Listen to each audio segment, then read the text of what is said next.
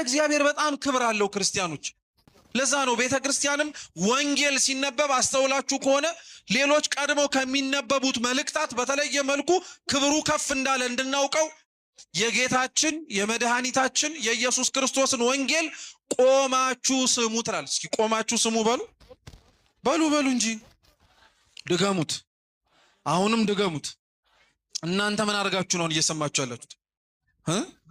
ቆማችሁ ስሙት ማለት በቅዳሴው ወቅት ላይ አንድም በአካለ ስጋ ደክመው ላሉ ወንድም እህቶቻችን እባካችሁ ቁሙ፣ ለዚች ቅጽበትና ለዚች ሰዓት እንኳን ቆማችሁ የንጉስ መልእክት ነው። ምድራዊ ንጉስ ጽፎት ቢሆን ኖሮ ከተቀመጣችሁበት ተነስታችሁ ወገባችሁን አደግድጋችሁ ምን አለ ብላችሁ ትሰሙ ነበር። እግዚአብሔር የነገስታት ንጉስ ነው። የላከላችሁ ለስጋችሁ ጥቅም ያለ ብቻ ደብዳቤ አይደለም፣ ለነፍሳችሁ ድህነትም ያለ መልእክት ነው። ቆማችሁ ስሙ ትላለች። ሁለተኛስ ቆማችሁ ስሙ የሚባሉት እኮ የተቀመጡት ብቻ አይደለም፣ ለቆሙትም ጭምር ነው። ህሊናችሁ የተበተነ ህሊናችሁ ሳይሰበሰብ የትም ቦታ ላይ እየረገጠ ያለውን ህሊናችሁን አቁሙት። እዛው ያለበት ቦታ ላይ ያዙት። እየሰማችሁት ያለውን ቃል እግዚአብሔር ቆማችሁ ስሙ ማለት ህሊናችሁን ሰብስባችሁ አዳምጡ ማለት። ይሄ እኮ አዋጅ ነው ክርስቲያኖች። ሌሎቹን መልእክታት ስናነብ እኮ እንደዛ አላልም። ለወንጌል ግን ያለውን ክብር አያችሁት? በጣም ትልቅ ቦታ ነው የሚሰጠው። ስለዚህ ክርስቶስ 3 ዓመት ሙሉ በተለያየ ቦታ ላይ እየዞረ አስተማረ። እኔ አሁን ያነበብኩላችሁ የክርስቶስ ትምህርት ማለት ካስተማራቸው የምሳሌ ትምህርቶች መካከል የመጀመሪያው ነው። በእርግጥ የማቴዎስ ወንጌል ምዕራፍ 5 ላይ የተራራው ስብከት ላይ ክርስቶስ በምሳሌ አስተምሯል። በምሳሌ እየመሰለ ተናግሯል።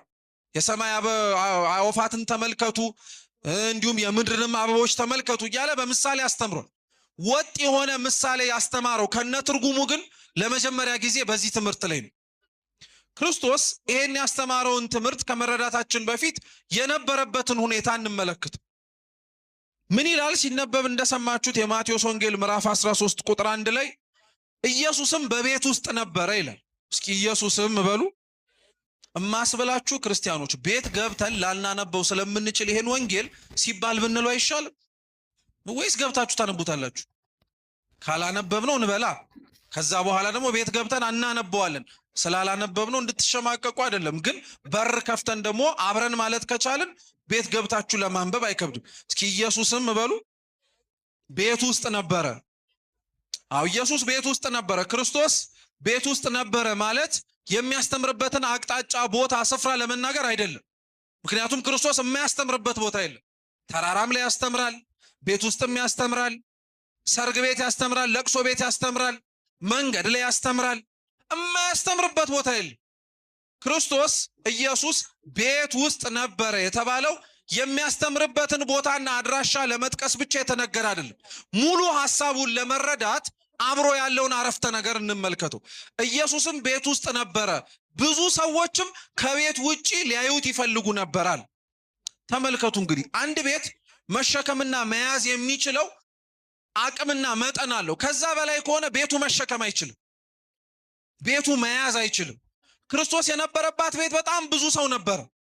እያንዳንዱ ሰው የመጣው ለተለያየ ዓላማ ነው። እየሰማችሁ ነው? ለተለያየ ዓላማ ነው። ክርስቶስ የነበረበት ቤት ላይ የሚገቡ ያለበት ቦታ ላይ የሚኖሩ ሁሉም ቃሉን ለመስማት እስከ መጨረሻው ለመከተል አይደለም። አንዳንዶች ክርስቶስ ያስተምርበት የነበረበት ቦታ ላይ የሚገኙት ቃሉን ለመስማት ሰምተውም እስከ መጨረሻው ለመከተል። ሌሎች ክርስቶስ ያስተምርበት የነበረበት ቦታ ላይ የሚገኙት እንጀራ ፈልገው ነው፣ እርቧቸው ጠምቷቸው ለመጥገብ። ሌሎች ክርስቶስ የሚያስተምርበት ቦታ ላይ ይገኙ የነበሩት ተአምራት ፈልገው ነው። እርሱ ብቻ ካልሆነ በቀር ሌላ ሊፈታላቸው የሚችለው ነገር ማንም የለም። እሱ ብቻ ነው ቋጠሮውን መፍታት የሚችለው። ሌሎች ክርስቶስ የነበረበት ቦታ ላይ ይመጡ የነበሩት ውበት ደምግባቱን ለማየት ነው። ያምራል፣ ውብ ነው፣ ደምግባቱ ልዩ ነው ሲባል ስለሚሰሙ እስኪ ደግሞ በጆሮ ሲነገር እንዲህ ከጣፈጠ ካማረ በአይን ደግሞ እንየው ብለው። አምስተኞቹ ደግሞ ይመጡ የነበሩት ለክስ ነው። ከሚናገረው ነገር ከሚያስተምረው ትምህርት ችግር ፈልገው ለማውጣት ማለት ነው። ክርስቶስ ያስተማረባትና የሚያስተምርባት ቤት ማለት ቤተክርስቲያን። ክርስቶስ ያስተማረበት ቤት ውስጥ ብዙ ሰው እንደነበረው ዛሬም ቤተክርስቲያን ውስጥ ብዙ ሰው አለ። ሁሉም ግን የሚመጣው ለተለያየ ዓላማ ነው። ከኛ መካከል ዛሬ ለመማር የመጣ ሰው አለ። ከመማርም አልፎ ቆርጦ የመጣ ሰው አለ። ለአንዴና ለመጨረሻ ጊዜ ከዚህ በኋላ ለኃጢአት አልመለስም ብሎ ከእግዚአብሔር ጋር ሊጣበቅ የመጣል። ሁላችንን እንዲህ አድርገን በነገራችን ላይ በጣም ትልቅ ቁርጥ ያለ ውሳኔ ነው ይሄ። አንዳንዶቻችን ደግሞ የመጣ ነው ምግብ ፈልገን ነው። መቼም እንደምታውቁት ዘመነ ጽጌ አልፏል እንጂ ሁሌም ቅዳሜ ለእሑድ የሚዘጋጀው ማህሌት ላይ ሁሉም የሚቆመው ቃለ እግዚአብሔሩን አውቆት ነው እንዴ? አይደለም፣ አታስቡ። አንዳንዶቻችን የምንቆመው ርቦን ነው። ካልቆብን አብረን በኋላ ላይ ማን ማህራ ይሰጠናል? አይደለም፣ ማን እህል ይሰጠናል? ማን ያጠግበናል? ስለዚህ ለእህል ለእንጀራ ብሎ የሚቆም ሰው አለ። አርፍዶ ራሱ የሚመጣ ሰው አታውቁ? ሁሉም ነገር ካለቀ በኋላ ነጠላውን አጣፍቶ ምናምን ወዴት ነው ስል የጽጌ እንትን አለ ምናምን ብሎ የሚገባ ማለት ነው። ይሄም አያስነውርም እኮ ቢያንስ እንኳን የት እንጀራ እንዳለ አምኖ ነው የመጣው ቤተክርስቲያን ውስጥ። በነገራችን ላይ በሥርዓተ ቤተክርስቲያን አሁን እየቀረ መጣ እንጂ ይሄም ያለንበትም ቅጽረ ቤተክርስቲያን ጨለማ ስለሆነ አይታይም። ታውቃላችሁ፣ ጽዋ፣ ሰንበቴ መሰል አይነት ነገሮች ቤተክርስቲያን ውስጥ ብቻ ነው የሚካሄዱት።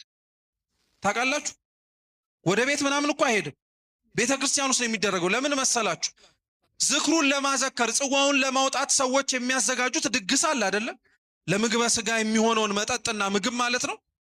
እሱን ታሳቢ አድርገው የሚያዘጋጁት በዙሪያው ምግብ የሚፈልጉትን ነገር ግን ወጥተው መወርደው መብላት ለተሳናቸው ለእኔ ቢጤዎችን።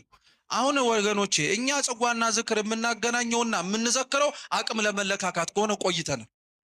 የማን ዝክር የተሻለ ነው፣ ማን ገሌ ዝክር ላይ ተገኘ ለመባል የሚያዘክሩትም በነገራችን ላይ ለመወዳደር ይመስላል።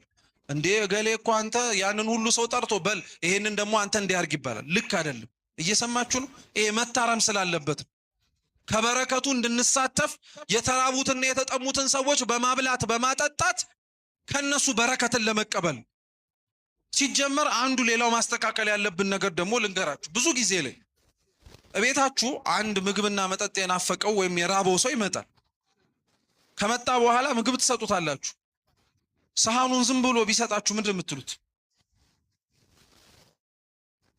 እንዴ ዝም አትበሉ እንጂ ደግሞ ሲጀመርም እንዲህ ዝም አትሉም እንጂ አሁን እንዲሁ ቤተክርስቲያን ስለሆነ ዝም አላችሁ እንጂ እኔ አሁን የኔ ቤት የሆኜ ቤታችሁ መጥቼ ጥፍንግ አድርጌ በልቼ የምፈልገው ሰሃኑን ሰጥቻችሁ ብሄድ ምንድን የምትሉ? ወይም ትቼው ብሄድ አስቀምጨው እግዚአብሔር ይስጥልን ተዋቷሽ ነውር ነው። እግዚአብሔር ይስጥልን አንልም። ጥጋበኛ የኔ ቤቴ ነው የምንለው።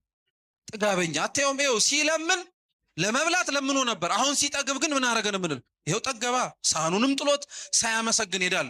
እውነት ልንገራችሁ ሰሃኑን ጥለውት የሄዱት የኔ ቢጤዎች ሳይሆን ማመስገን የነበረባቸው እኛ ነበርን። እነሱን እግዚአብሔር ይስጣችሁ ማለት የነበር። ባይኖሩ ኖሮ በምን እንጸድቅ ነበረ?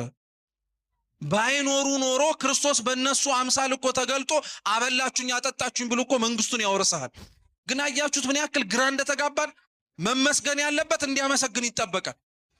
ማመስገን ያለበት ካልተመሰገንኩኝ ይላል። ብቻ ፍሬ ነገሩን ልመልሳችሁ ወደ ትምህርታችን። ቤት ውስጥ የሚገኙት ቤተክርስቲያን ውስጥ የሚኖሩ ሰዎች የሚመጡ ሰዎች ምግብን ፈልገው የሚመጡ አሉ። ሌሎች ደግሞ ቤተክርስቲያን ውስጥ አሁን በዚህ ቅጽበት የመጡ ሰዎች ደግሞ ተአምር ፈልገው ይመጡ አሉ። በቃ ዛሬ እግዚአብሔር የሆነ ነገር እንዲያደርግ፣ የሆነ ነገር ሹክ እንዲል፣ የሆነ ነገር እንዲያወርድ የሚጠብቅ ሰው አለ። አንዳንዶች ደግሞ የቤተ ክርስቲያን ውበት ስቧችሁ የመጣችሁ አላችሁ። ይሄ ባንዲራው ሲሰቀል መዘምራኑ ክቡራን ካህናት አባቶቻችን ከነ ክብራቸው ሲቀመጥ ይሄ ድባቡ የሚወደው ሰው አለ።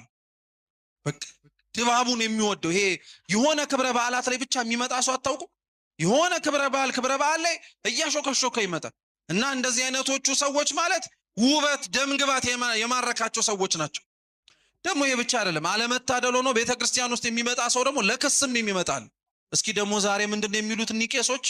መቼም እንትን አምጡ ነው እንትን አድርጉ ነው። እስኪ ቆይ ያንን የት እንዳደረጉት ደግሞ ቆይ እስኪ ምናምን ብሎ ለሌላ ክስ ስለሚመጣ ሰዋል። አሁን ምን ልላችሁ ፈልጌ መሰላችሁ?